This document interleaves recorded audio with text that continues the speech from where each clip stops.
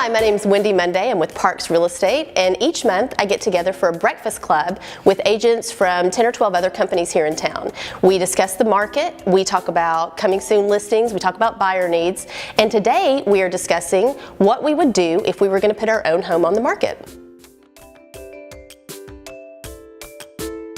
My name's Clay Kelton, and I am with Pilkerton Realtors, and I've been a real estate agent since 2003. My name is Stephanie Crawford, and I own my own brokerage, Brokers Cooperative, and I've been a real estate agent since 2003.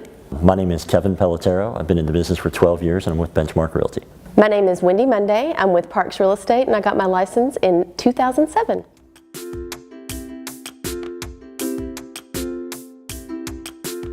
So for my own house, I would do a few things. Because I've been there several years, I would do a home inspection, fix the items that are significant, disclose everything else that's noteworthy, and try to eliminate surprises throughout the process.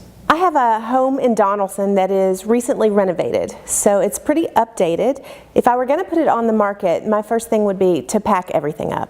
I think that most people have far too many items on display in their property. No surface should have more than 1 or 2 items, and one of those things needs to be fresh flowers. Also, fresh mulch and maybe pressure washing. If we were going to prepare our own home for market, we've decided to renovate a 90s home in Franklin. So for us, it's everything from a new island kitchen to changing out beige walls for gray. But really, it's erasing deferred maintenance. Realistically, our home buyer could choose a brand new home, but our location offers a better life. I would prepare my own home for market by doing all of the little things that need to be done. I live in a 1-bedroom loft, so I don't have a lot of big deferred maintenance items, but there are a lot of little things that need to be done, like tightening a faucet handle or doing some touch-up paint. All of the details would be taken care of before I put it on the market.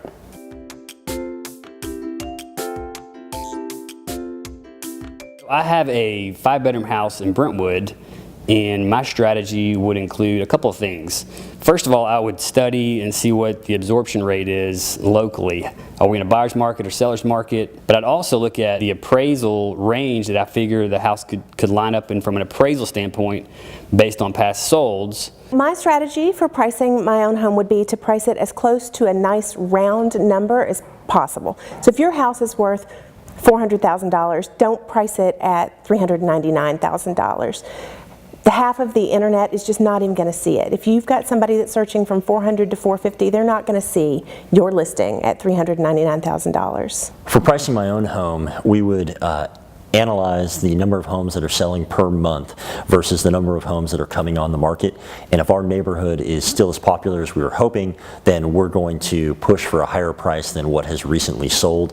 In our case, we're in a 90s neighborhood, but we've done a complete renovation, and so we need to find that comfortable balance between the existing neighborhoods, but then getting credit for the work we've done and the new construction homes that are available to our home buyer.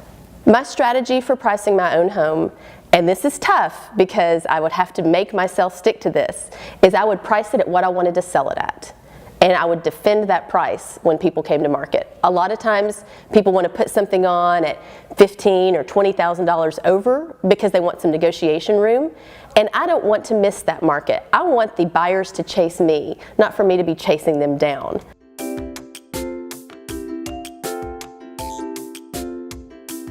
To market my own home, I would do some pre-market advertising to the real estate community and through a coming soon sign out front. But if I was going to, take a pre-market offer, I would advertise it at a higher price or a premium price in order to make me want to sell it before going to actual market, to the MLS. The National Association of Realtors tells us that 85% of transactions happen because of the internet. 51% of buyers find their own house online, and 34% find their house because their agent recommended it. And so you've got to get in front of those people, and the way you do that is on the internet. It's about all the social networking, and there are so many new marketing avenues available to us today that were not available just 10 years ago. How I would market our own home is to make our best case online immediately through private and public groups, Do we have the best photography? Do we have the best explanation of our features? And are we able to say it succinctly and put it out there? I think most home buyers wish there was just 3 or 4 great houses to choose from instead of all the noise online. And I think you need to make that choice easy for your home buyer. I would market my own home with massive coming soon marketing, and that means networking with other realtors, taking amazing photos, putting it out there on Facebook ads as a coming soon, putting it on my own business Facebook page, my Instagram page, all of those things. I would do a ton of coming soon marketing and gin up interest, but I wouldn't sell it until after I had exposed it to the full market. So I'd like to create some interest first, but I would definitely still go on MLS.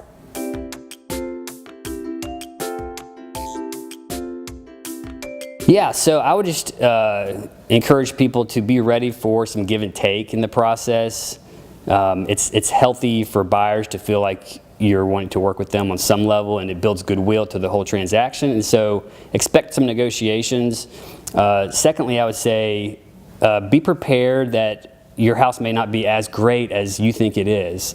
It's hard to be objective when you're so close and so wrapped up in something. And so it's really helpful to have an agent, especially I think, because they separate the emotion and they help you make rational decisions. Just take out a lot of the emotion from the process. So my final advice is to ask your agent to give you honest feedback and to trust their experience.